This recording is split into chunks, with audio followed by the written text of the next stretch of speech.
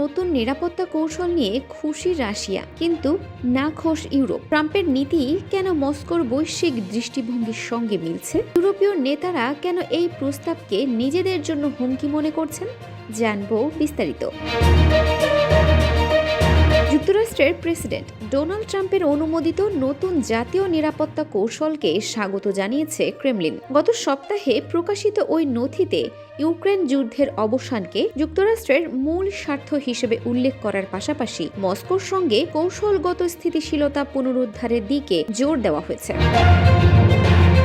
ক্রেমলিনের মুখপাত্র Dmitry Peskov বলেন, পরিবর্তিত নীতির অনেক অংশই রাশিয়ার দৃষ্টিভঙ্গির সঙ্গে মিল খুঁজে পাওয়া যায়। তিনি নথিতে ন্যাটোকে ক্রমাগত সম্প্রসারণশীল জোট হিসেবে দেখার প্রবণতা কমিয়ে আনার ভাষাকে স্বাগত জানান। ন্যাটো সম্প্রসারণকে রাশিয়া বরাবরই নিরাপত্তার জন্য ঝুঁকি হিসেবে দেখে আসছে।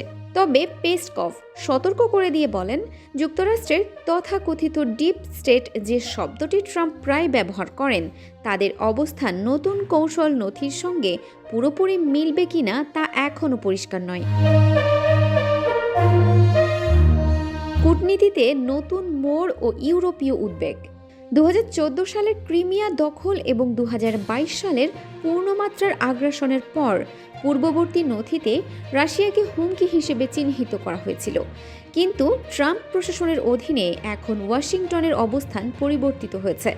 জেলেনস্কির সঙ্গে প্রকাশ্য বিরোধ আর পুতিনকে বন্ধু হিসেবে বর্ণনা করা, এই সবই নতুন দৃষ্টিভঙ্গির প্রতিফলন। হোয়াইট হাউসের মধ্যস্থতায় যুদ্ধ বন্ধের প্রচেষ্টা এখন গুরুত্বপূর্ণ পর্যায়ে। এই প্রেক্ষাপটে জেলেনস্কি লন্ডনে ইউরোপীয় প্রধানদের সঙ্গে 4-পক্ষীয় বৈঠকে যোগ দেন। ইউক্রেনকে সীমান্ত ছাড়ের প্রস্তাব বিবেচনা করতে বলার কারণে তিনি ইউরোপীয় অংশীদারদের দৃঢ় সমর্থন চাইছেন। চীন ও সভ্যতা বিলুপ্তির বিতর্ক। নতুন নিরাপত্তা কৌশলে যুক্তরাষ্ট্রের পররাষ্ট্র নীতির কেন্দ্রস্থলে রাখা হয়েছে ইন্দো প্যাসিফিক অঞ্চলকে।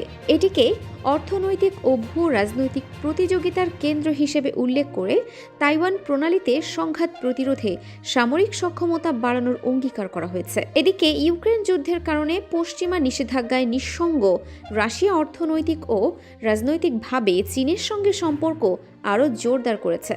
ট্রাম্পের এই নীতি চীন ও রাশিয়াকে একত্র হতে দেবে কিনা তা নিয়েও উদ্বেগ রয়েছে। এই নথিতে ইউরোপ সভ্যতা বিলুপ্তির মতো হুমকির উল্লেখ করা হয়েছে।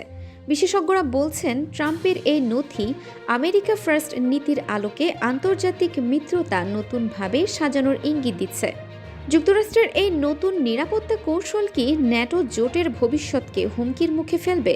ট্রাম্পের এই নীতি কি সত্যি মস্কোর জন্য সুফল বয়ে আনবে? কমেন্ট বক্সে আপনার বিশ্লেষণ জানান।